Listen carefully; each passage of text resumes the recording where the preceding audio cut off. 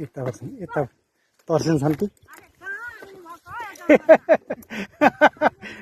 भइहाल्छ नि होइन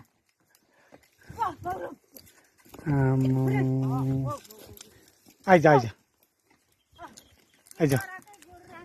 हजुर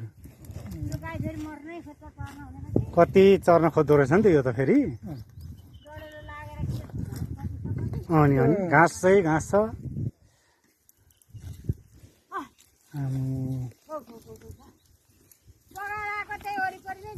मम्मी नमस्ते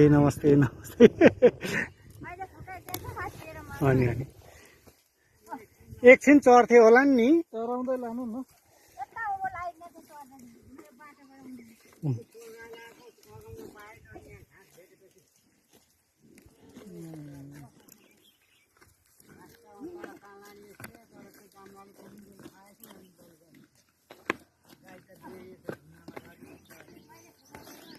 बुवा तल आउँदैन छ आमा यता माथि पुग्नुभयो आइज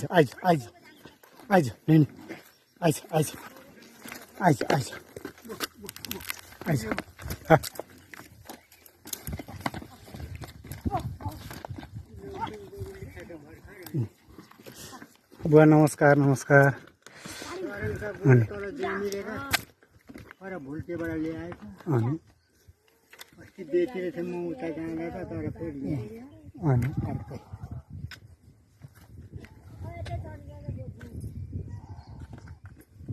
अगाइसकेको छ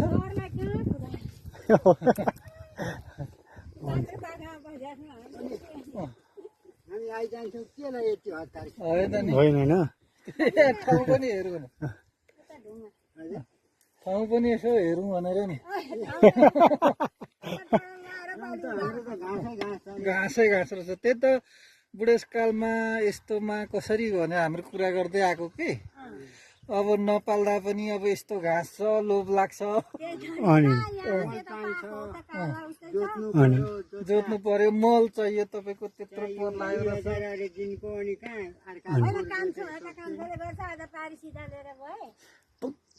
कसको मम्मी सिधा ए मौवा हुन्छ अनि यो अम्लो न्यू परेको गाई के भएको गाईका थलामा